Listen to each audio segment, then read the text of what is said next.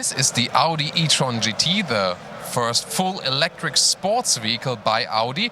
And we'll take a look at here an exterior and interior. This one here, they say, is about 90% of the series production model, so pretty close already to what it really is. Let's see. You see, from a basic form, it could also be relating to an Audi A7, but as I said, it is on an all-new platform that is really laid out for the all-electric vehicles. Here in the front, you can see there's a closed front grille. In the top right there, because you do not need so much cooling for the electric vehicles. They still use a long hood, even though it would not be necessary for the electric motors. But here they mainly use it for aesthetics and also for storage. The headlamps, LED matrix lights, also in a horizontal scheme with a dramatic daytime running signature. I think a very beautiful car that also has this approach that Tesla went for, that electric cars don't have to be, you know, like just environmental friendly or so, or just to be logic, that they can also be a lot of fun and really sporty because they have a lower center of gravity and have some great sporty performance.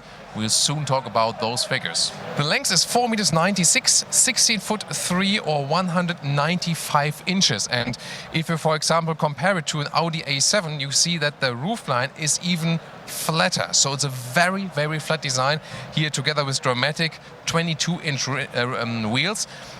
Well, so far, you sometimes said, oh, it's a concept vehicle, it has bigger wheels. But nowadays, the wheel size, even for small cars, have become so large that this is really realistic that this car will come also with 22-inch wheels. Also interesting how they are fixed right there, very beautiful work. And again, such a sculptural form right there with a very flat window line. You won't have the best visibility from the inside, that's clear already right now. But this one is also a design object. This is not a logical car, so to say. And as I said earlier, the batteries are placed in the floor right there between the long wheelbase.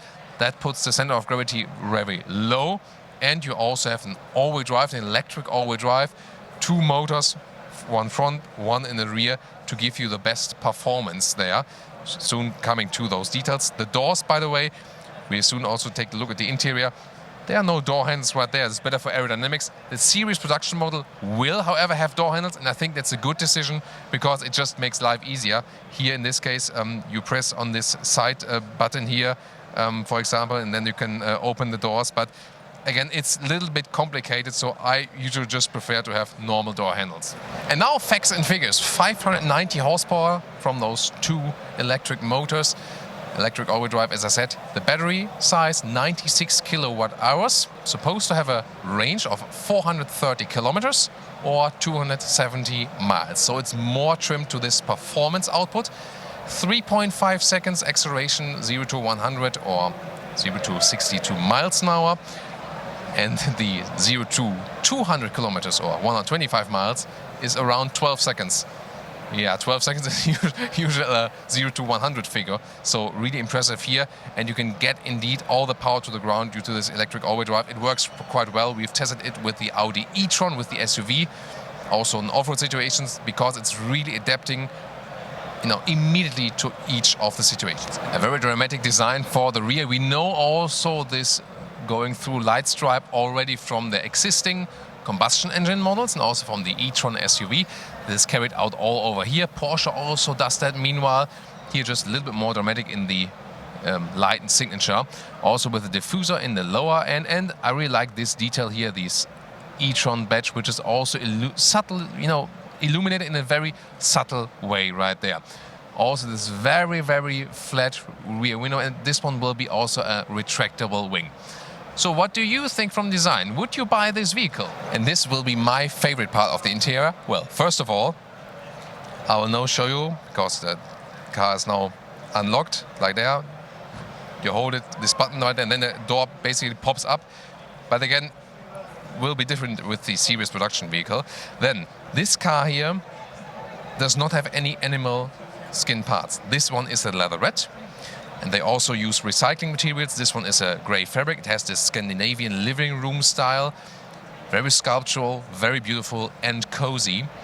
And the same also counts for the rest of the interior. You can see here there is a microfiber steering wheel for a good grip also. And you can use it winter and summer times. stays at the same temperature, so to say. And those beautifully done seats here, look at that, also with the gray fabric down there at the seats. You can see it in this, in the lower and in the upper area. The whole interior is covered in this bright and gray surface. It really makes a bright living room effect. I just love it when looking at it. And this fabric here, it feels durable, it feels cozy. I think it's an excellent choice. Indeed, this interior is all vegan, you can really say that. And finally, Audi gets that for their future vehicles. So far, they have been using animal skin in the masses, which is not sustainable and also supports financially the animal mass industry. But they are actually quitting that right now with this interior. Really great. Let's take a seating in it. This will also be very interesting. Now let's get inside. And well, one of the reasons Audi finally go for a sustainable solution now, since they also build more and more electric vehicles, they're more interested in sustainability. The whole Volkswagen group, they say they want to have CO2 neutral cars also in the production process. And then, of course, if they make some, evening out measures for that, the less they, use CO2. For example, we already calculate that with Continental, so, one of the big automotive suppliers. If you use fabric, or even fabric seats, even better as for sustainability. But if you even use leatherette against the animal skin, it's half of the CO2 consumption, leaving aside the animal ethics part. And fabric even more sustainable. And in the long-term run, we hope that it will be also plant-based to make a full ecologic cycle. But this one here always is a massive step forward. I really like to see that Audi is finally taking this future step. Well, it is indeed very cozy. It is somehow a sports vehicle, yes, and you sit very low. But for that, actually, the seats make a very good and cozy impression. They have a lot of shoulder support right there. But it's not one of those sports cars where you sit down and I get lower back pain or something. So it feels quite comfortable. You don't have the best overview. Yeah, we've seen it on the exterior clearly. So you will need a lot of assistance systems to keep, track of everything going around you. But it's a very interesting seating position. It's definitely way sportier than you would be sitting in an Audi A7 or so. So this one is really more a sports car than a GT, although it's called GT. It is a big car, so not a small sports car, but definitely has this very sporty approach. Well, it is super flat also, but when I have the seat in the lowest position, me with 1.86 m or 6'1", still leaves some headroom right there. This is an inbuilt panoramic roof. You cannot open it. Well, it is open by itself, basically. I expect the series production model to have also a sunshade in it, when it's really hot or so. And really good grip handle here with the steering wheel.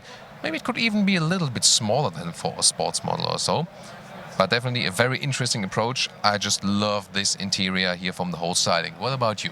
Interior overview, you can see they have those floating elements, for example, for the central screen.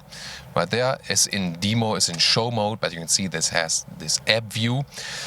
Then this, copper style, or it's a bright copper style, I'm not sure if you could call that way, and the separate climate unit. And in the lower part, again, this is all in demo mode from the concept vehicle, but it's, not unrealistic that it will actually look like this. The gear selector here also in the lower part, this one will be just, for touch, for example, to put in the gears. Maybe you can also slide it back or forward. Let's see how that one plays out, but definitely very interesting. And if we take a look at here again for the steering wheel, if that one will come in that way, well, it will have a flat bottom, that's sure. And also this crystal work is very interesting for the shifting levers. And of course, we will just see digital instruments as we see it right here. Wow, is it so hot here on the motor show? 24 degrees? Well, it could be with all those spots and lights. Well, it is kept rather simplistic. You hardly see any button. That's definitely where this direction is going. Also, the interior and the rear, you can see this has a single seat set up in the same living room design. By the way, those floor mats that are also fitting as for the color, the floor mats are done from old fisher nets. Also very interesting as for the recycling idea. Well, and the question is, it's such a flat car. Can I also sit here in the rear? Because from the exterior, the car looks really long, but other than that, it doesn't look that big. And also, package-wise, well, it's not the first impression that I would have a long journey in here. But considering, I do fit in here even when I sit in the front. Headroom-wise also does directly fit, so it's still somewhat okay. We know that those sports cars or GTs are not thought out to have a great package. But then again, I mean, it's an electric vehicle, so you don't have, for example, you know, like the standard elements you would have with a combustion engine car. So this is actually a better package in this electric setup than with the combustion engine GT. But then again, of course, if you want a family SUV, then don't go for the e-tron GT, just go for the e-tron SUV. But definitely interesting to have this setup here also with the sporty elements in the seat. I think the rear here maybe will come a little bit different in this series production model. But again, this is one of the very rare GT cars you can actually use with 4 tall adults still. Unfortunately, the trunk areas are off limits here at the moment with the show car. But I can already tell you it's 150 liters capacity in the front and 450 liters in the rear. And that is, considering, you know, for such a vehicle, actually quite spacious. We'll also then take a look at the series production model, how that one turns out. In the front, for example, you will be storing the charging cables for sure. Then at the rear, you can have all the space then for your luggage and don't have any cable flying around. So this split is maybe an intelligent solution. And now to our conclusion for today with the Audi e-tron GT. Today still as a final concept, but we will soon show you the series production model. But again, as I said, it comes already quite close, especially on the exterior. On the interior, of course, we've seen some blind buttons and so on. They will be in function, of course, later in the series production model. Well, it's surely a beautiful car, a very beautiful car. It's all electric, so it has a lot of performance, and it shows this car will be more performant than one of the ICE cars from Audi with the classic combustion engines. So this will probably also convince a lot of people to go electric because just to have some more performance. There's always the question for the infrastructure. That would be, I think, my first interest, to have the good loading or charging infrastructure.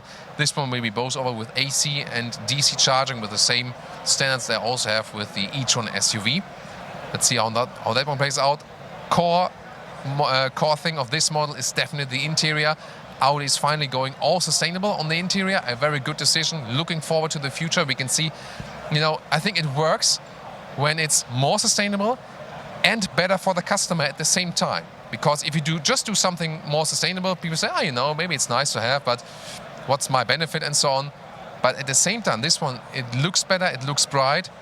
It has better climate comfort in summer and winter, and it just feels like a cozy living room that offers more comfort while driving. So when something is better as for the functionality and more sustainable, I think that is in the case that it really works. So what do you think about the Audi e-tron GT? Please leave me your comments right there. Let's discuss this vehicle, and of course, we'll keep you all updated with the further development.